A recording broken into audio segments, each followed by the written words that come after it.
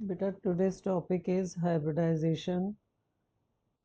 अब hybridization, Pauling introduced this concept of hybridization. What is hybridization? The atomic orbital combine to form new orbitals known as hybrid orbitals, which are of same energies and shape. अब इसमें देखो आगे example से आपको मैं बताऊंगी कि how it happens. The number of hybrid orbitals is equal to the number of atomic orbitals that get hybridized. These hybrid orbitals are directed in space in that preferred direction to have minimum repulsion between electron pairs. It is not necessary that only half-filled orbitals participate in hybridization. Even filled orbitals can also participate in hybridization. अब देखो बेटा इसमें types of hybridisation कौन कौन sp hybridisation. अब हम इससे समझेंगे व्हाट इज हाइब्रिडाइजेशन और उसके लिए क्या क्या कंडीशन जरूरी है। अब फॉर एग्जांपल देखो बेरिलियम क्लोराइड का एग्जांपल लेते हैं। अब इसमें हमने जो सेंट्रल एटम है बेरिलियम उसका कॉन्फ़िगरेशन हमने देखा, उसके पास कितने 4 इलेक्ट्रॉन्स हैं, तो कॉन्फ़िगरेशन इज 1s2 2s2। अब इसका ग्राउंड स्टेट का कॉन्फ़िगरेशन होगा 1s कम्प्लीटली फिल्ड है, 2s कम्प्लीटली फिल्ड है और 2p ऑर्बिटल्स जो हैं वो तीनों ऑर्बिटल्स वेकेंट है। अब ऐसे केसेस में क्या होता है, एक्साइटेड स्टेट में when it is given energy, electron from this valence electrons जो हैं वो शिफ्ट हो जाते हैं टू द वेकेंट ऑर्बिटल। ये जो वैलेंस इलेक्ट्रॉन 2s2 इलेक्ट्रॉन है, इसका 1 इलेक्ट्रॉन शिफ्ट हो जाएगा वेकेंट p ऑर्बिटल। अब बेटा जब ये अनपेयर्ड हो गया, अब उसके बाद जो s ऑर्बिटल है और p orbital they have almost same energy. इसमें इतना एनर्जी डिफरेंस नहीं है, इक्विवेलेंट है almost, and so this s and p orbitals जो हैं वो कंबाइन हो जाते हैं। दो एटॉमिक ऑर्बिटल कंबाइन हो रहे हैं तो दो ही हाइब्रिड ऑर्बिटल्स बनेंगे। अब क्योंकि a1s and 1p orbital combine हो रहे हैं तो therefore this hybridization is known as sp hybridization। अब जब sp हाइब्रिड ऑर्बिटल जो बनते हैं वो बेरिलियम के इस तरह साइड में हम दिखाएंगे, one this sp hybrid orbital और एक ये इस तरफ है। और क्लोरीन का जो ऑर्बिटल्स हैं, एक एक इलेक्ट्रॉन p ऑर्बिटल में है तो उसका p ऑर्बिटल एज सच इसके साथ ओवरलैप करेगा साइडवेज।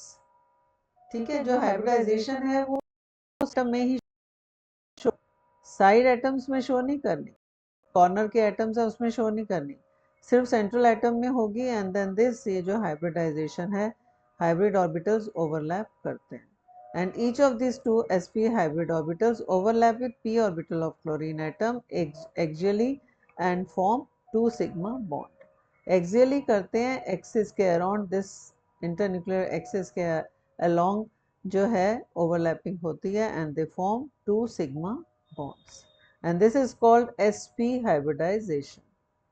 क्लियर।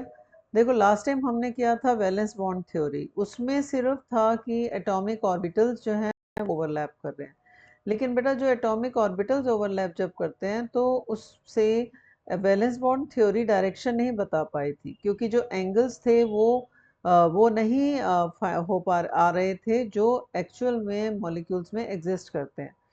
तो therefore to explain that direction, this hybridization came into effect। hybridization के बारे में theories आगे further develop हुई और इस तरीके से उन्होंने बताया कि जो है सेम एनर्जीज के ऑर्बिटल्स ओवर कंबाइन हो जाते हैं and they form hybrid orbital जिनकी इक्विवेलेंट एनर्जी होती है और एक ही शेप होती है एंड दे अपने आप को वो सेंट्रल एटम के अलोंग इस तरीके से अरेंज कर लेते हैं ताकि उनके बीच में जो इलेक्ट्रॉन्स हैं वो उनके इंटर इलेक्ट्रॉनिक रिपल्शन जो है वो मिनिमम हो।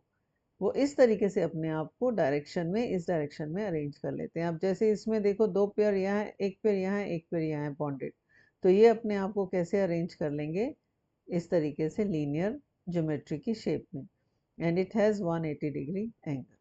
तो ये बन गया बेरिलियम क्लोराइड का structure and it is sp hybridised. अब देखो अब क्या है sp2 हाइब्रिडाइजेशन। sp2 मतलब 1s and 2p orbitals combine होंगे और कितने हाइब्रिड ऑर्बिटल्स बनेंगे, 3 ऑर्बिटल्स कंबाइन हो रहे हैं तो हाइब्रिड ऑर्बिटल्स भी कितने बनेंगे, 3। ठीक है, तो 1s and 2p orbitals mixing occurs and to form 3sp2 hybrid orbitals. Hybrid orbitals का नाम है sp2 और कितना नंबर कितना है, 3। अब फॉर एग्जांपल BCl3, अब देखो इसमें क्या है, बोरॉन सेंट्रल एटम का कॉन्फ़िगरेशन देखोगे, इसमें 5 इलेक्ट्रॉन्स होते हैं और वैलेंस शेल कितने होते हैं, 3। S में 2 और P में 1। अगेन एक्साइटेड स्टेट में 1 इलेक्ट्रॉन प्रमोट हो जाएगा, दोनों सिंगल पेयर, सब में एक एक सिंगल इलेक्ट्रॉन दिखाना है, अनपेयर्ड इलेक्ट्रॉन। अब इनकी पेयरिंग हो जाएगी, sp2 हाइब्रिड ऑर्बिटल्स बन जाएंगे and this sp2 hybrid orbitals अपने आप को ट्रायगोनल प्लेनर की ज्योमेट्री में अरेंज करते हैं टू मिनिमाइज रिपल्शन।